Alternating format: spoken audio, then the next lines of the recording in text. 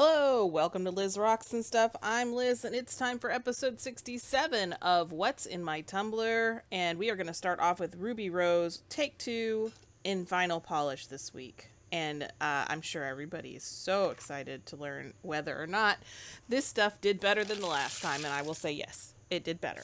Not great, but better. So the first thing we're going to do is get all of this rinsed off before we put it into a borax bath for a few hours.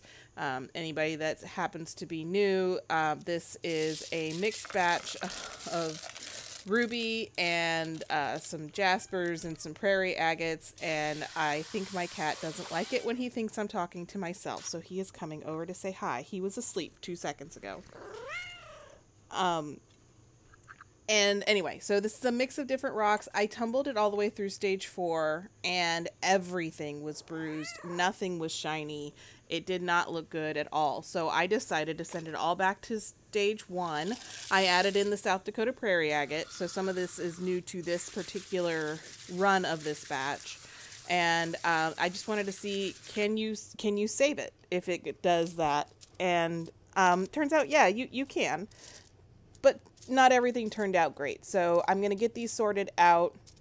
I'm trying to sort them into piles of similar rocks. So there is the South Dakota prairie agate is on the left. The ruby and zoisite is in the middle.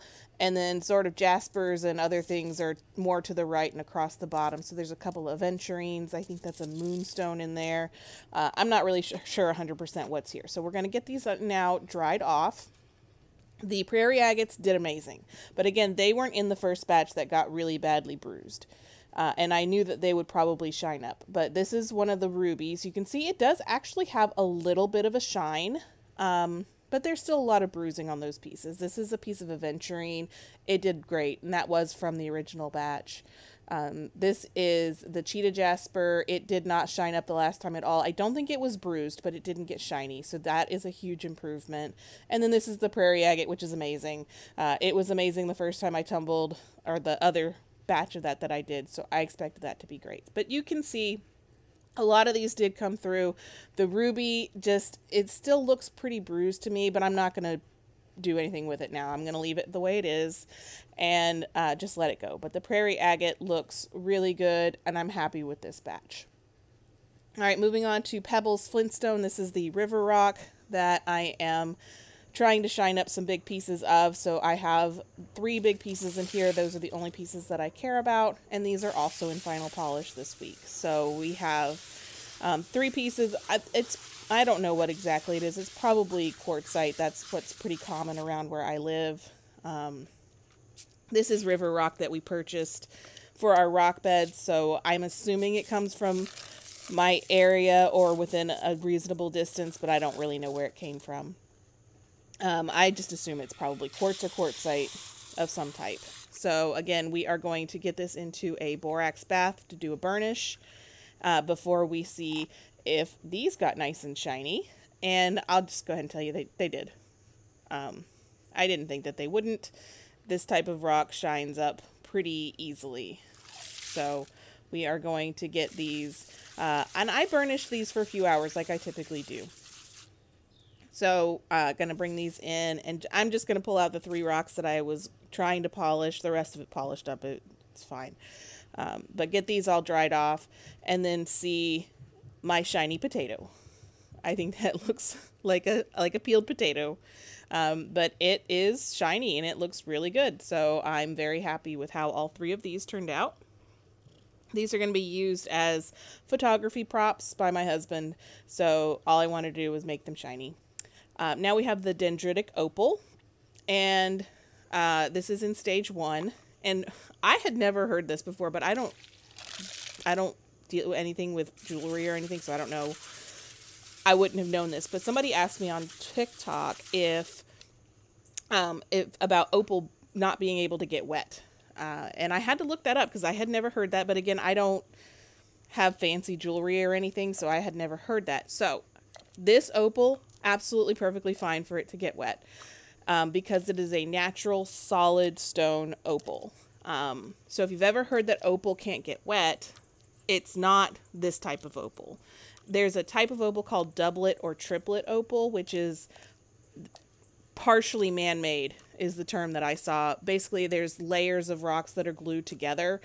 So if they get wet, the glue can break down, and that's why that type of opal can't get wet. At least that's my understanding of it. So if you've heard that in the past, you can tumble solid natural stone opal. It'll be fine. Just don't, if it's not natural or it's partially man-made, then you probably can't get it wet. But I don't know why you would tumble that kind of opal anyway. But yeah, so this is in stage 1. I did sorting it. I didn't have enough to fill the barrel with it, so I did put some ceramic media in there. And then I'm going to try and get all of this into one batch. So most of what is left in there doesn't have much more to go. So I feel like this is going to be ready for stage 2 next week. And so that's coming along really great. And now we have the Meg. This is ocean jasper, picture jasper, sci-fi jasper, all in one batch. And this is also doing really nicely. Surprisingly, the picture jasper is shaping up pretty quickly. The ocean jasper is taking a little bit more time, but it's even doing pretty well.